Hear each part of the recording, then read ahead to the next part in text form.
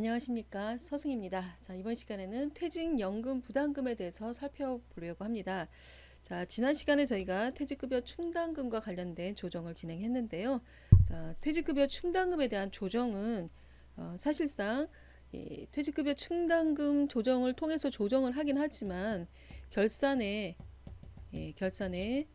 설정했던 금액이 설정액은 100%다 부인이다라고 했었던 것이죠. 자, 그럼 이제 이 내용을 가지고 퇴직연금 부담금은 어떤 개념이냐? 전체 추계액, 퇴직급여 추계액을 100% 설정을 해야 되는데, 그런데 퇴직연금으로 가입이 되어 있으면 이 금액에 해당되는 만큼은 가입된 만큼은 원래는 퇴직연금 운영자산 이렇게 계산하면 자산으로 처리가 되잖아요. 그런데 자산으로 되어 있는 그 금액을 송금을 산입을 시켜주겠다. 라고 하는 개념으로 이해를 하시면 됩니다. 자, 저희가 결산할 때 또는 조정을 할 때 결산 조정사항이 있고 신고 조정이 있고 그랬습니다. 자, 결산 조정은 결산에 반영을 해야만 반드시 반영을 해야만 법인 조정을 진행할 수 있는 것이고, 신고 조정은 결산에 넣지 않아도 조정을 통해서 불산입하거나 산입할 수 있는 항목들인데요. 결산 조정에 해당되는 것들이 감가상각이나 대손상각 이런 것들이고요. 신고 조정 중에 유일하게 연금과 관련된 부분은 결산에 반영을 해서 손금 산입할 수도 있고, 결산에 반영할 수도 있고, 그다음에 결산에 반영을 안 했다면 신고 조정을 통해서도 조정을 해서 송금 산입할 수 있는 여지가 있는 게 이 퇴직연금에 해당되는 항목이다라고 보시면 되겠습니다. 자, 그러면 제가 퇴직연금을 한번 들어가 보겠습니다. 자, 퇴직급여 충당금 조정을 하고 나서 퇴직연금 부담금을 들어가시게 되면 일단 세로 블록이 했을 때 바로 나오는 금액들이 있습니다. 자, 무슨 금액이냐면 퇴직급여 충당 부채에서 설정했던 금액들이 되겠습니다.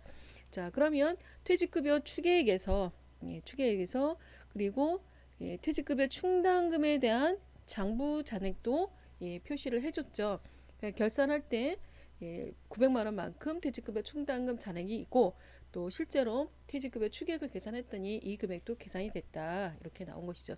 자, 이거는 인사급여 쪽에서, 이거는 결산에서 둘 다 퇴직급여 충당금 조정할 때 자료를 불러다 썼고요. 거기서 계산된 값이 있기 때문에 퇴직연금 부담금에도 반영을 해준 것입니다. 자, 그러면 여기에 대해서 잠깐 조정 내용을 간단하게 살펴보면, 퇴직연금에 대한 부분은 퇴직연금에 대한 송금 산입에 할 수 있는 범위는, 자, 첫 번째가 여기 보시면요, 송금 산입 범위액은 C와 D 중 적은 금액 그랬습니다. C와 D 중 적은 금액이라고 된 것이죠. 자, C와 D 중 적은 금액 그랬는데, 여기 보시면 첫 번째가 이 A가 어디에 가 있냐면 여기에 가 있죠. 자, 그러니까 C를 계산하기 위해서 A를 먼저 계산해야 되는데, 퇴직급여 추계액과 중에서 종료일 현재 퇴직급여 충당금을 뺀 금액 가지고 퇴직연금 부담금에 대한 송금 산입 한도액을 계산해서 이미 송금 산입을 했던 금액은 빼서 하나의 송금 산입 한도액을 계산하겠다라는 것이고요. 자, 두 번째는 퇴직연금 예치금 합계에서 이미 송금 산입한 부담금을 뺀 나머지를 가지고 계산하겠다. 둘 중에서 적은 금액을 퇴직연금에 대한 송금 산입을 하겠다라고 하는 내용이 되겠습니다.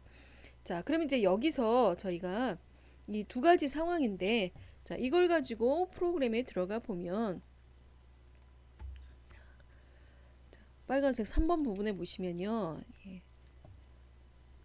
지금 첫 번째가 송금 산입 한도액을 계산하는 부분에 이미 송금 산입한 부담금을 계산하겠다라고 하는 건데, 자, 첫 번째는 지금 빨간색 1번 부분을 따라가시면서 하시면 됩니다.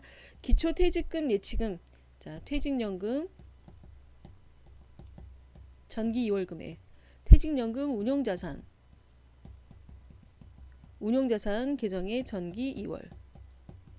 자, 그 다음에 여기 20번은 퇴직금, 예치금 등 수령 및 해약액 돼 있죠. 자, 퇴직연금 운영자산에서 종업원이 퇴사를 해서 퇴직연금에서 지급된 경우, 지급됐으면 퇴직금 지급된 금액을 기재를 하시는 거고요. 그 다음에 21번에 예치금 등의 납입액은 불입액이 되는 거죠. 추가로 불입한 금액. 자, 이렇게 하면 퇴직연금 예치금의 합계가 계산이 됩니다. 자, 이 금액이 결과적으로 여기 있는 금액이 그대로 다시 13번 항목으로 들어오게 됩니다. 자, 그 다음에 여기다가 이제 퇴직연금, 출연금 등 퇴직연금, 충당금 등 정기말 신고 조정에 의해서 송금 산입한 게 있으면 입력해서 빼고, 그 다음에 퇴직연금, 충당금 중에서 송금 부인한 금액이 있으면 여기다가 입력해 주시고, 그 다음 기존에 퇴직연금 수령 및 해약액이 있다 그러면 여기에 이 해약액도 그대로 올라가시면 되겠죠. 자, 그래서 이미 송금에 산입한 부담금을 계산하게 되면 송금 산입 부담금 등을 자동적으로 계산할 수가 있는 것이죠. 자, 그러면 이제 이 금액을 가지고 전체 퇴직금을 이제 퇴직연금에 대한 송금 산입 부담금, 송금 산입할 수 있는 금액을 계산했다라는 것이고요.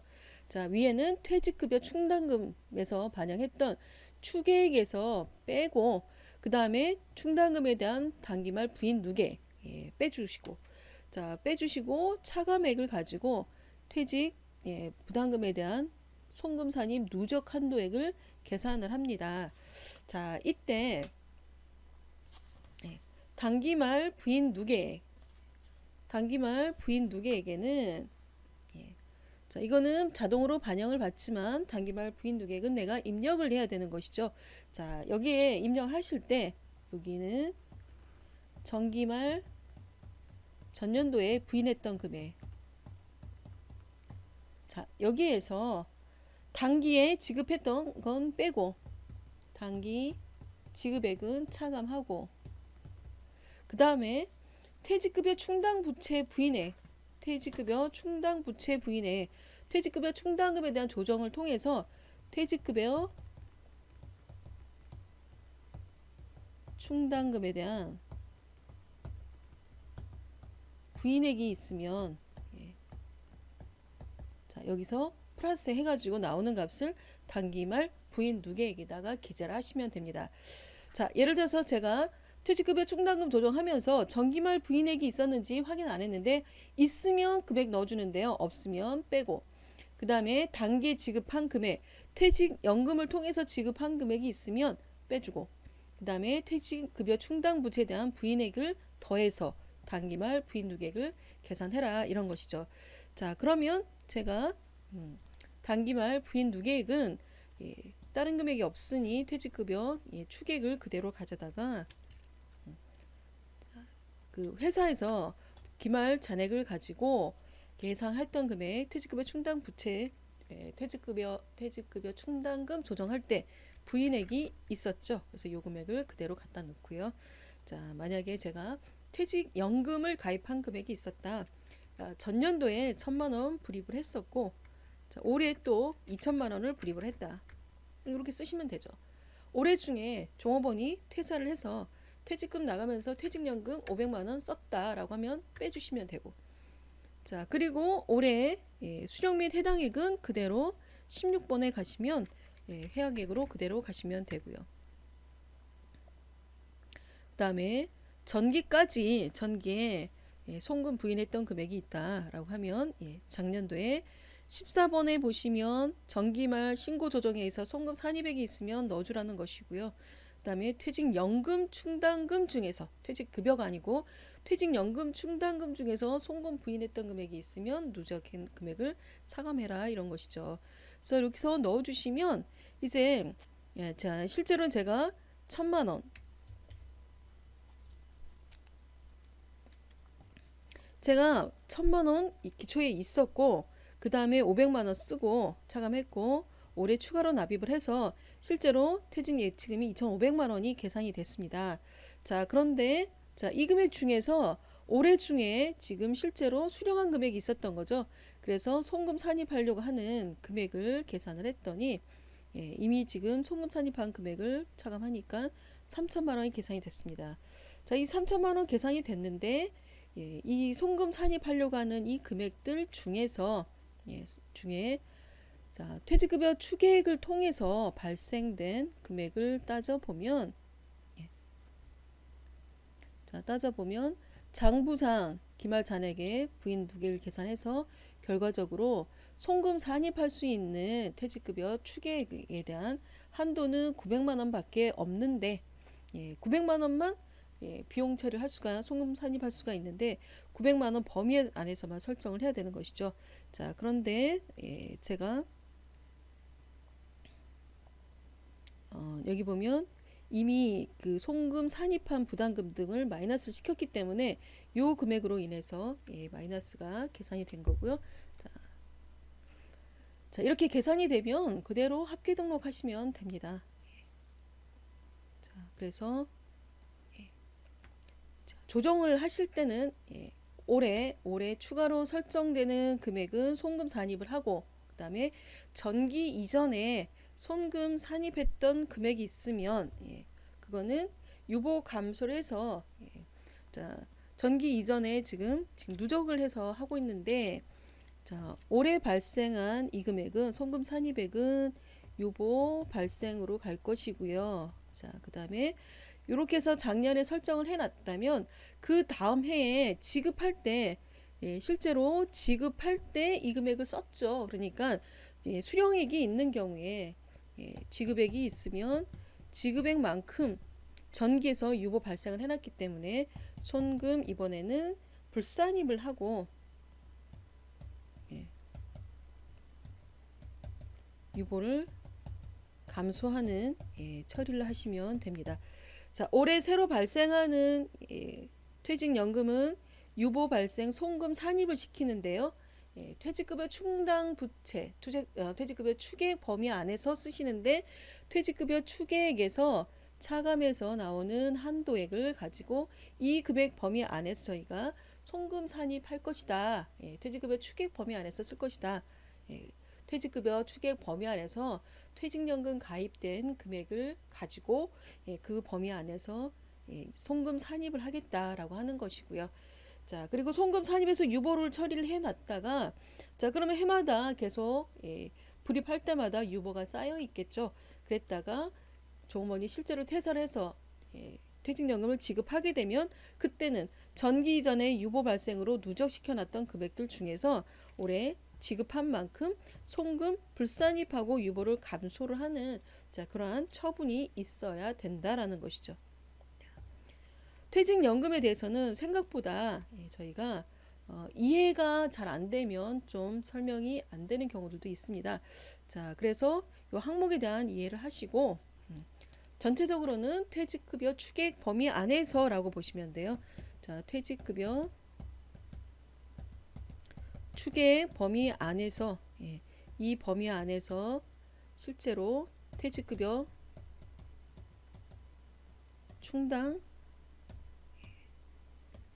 조정이 들어갔어야 되는 것인데 추계액에 대해서 저희가 조정을 하면서 다 설정을 했던 금액들이 다 부인을 당했었죠. 그래서 저희가 추계액 중에서 충당금 기말 잔액에다가 부인 누계액을 감안을 해서 한도액을 계산한단 말이죠. 송금 산입할 수 있는 한도를 계산을 했고 그리고 자, 여기는 퇴직연금이 어떻게 납부가 됐고 지급이 됐고 하는 부분에 대한 걸 가지고 송금 산입할 수 있는 금액이 얼마인가 계산을 한다라는 것이고요. 자, 조정을 할 때는 자, 올해 처음 발생한다면 상관이 없겠지만 자, 2기, 3기 계속 연결이 되어 있다면 자, 전기에 유보사항 반드시 확인해야 되고요. 확인하고 자, 그러면 전기에 손금으로 산입되어 있는 유보만큼 중에서 자, 이 금액들 중에서 올해는 지급액 자, 종업원한테 지급액만큼 송금을 불산입하고 유보 감소하시면 되고요. 다시 올해 송금 산입 대상만큼은 다시 송금 산입하고 유보 발생으로, 자, 이렇게 해서 정리하시면 됩니다. 자, 퇴직급여 퇴직급여 충당금 조정은 생략하는 경우가 많이 있지만 퇴직연금에 대한 부분은 생략하지 않고 송금 산입하는 경우들이 있으니까 주의하시고요.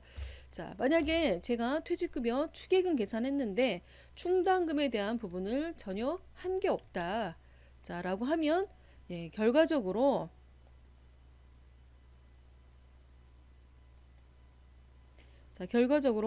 제가 퇴직급여 충당금 계산한 만큼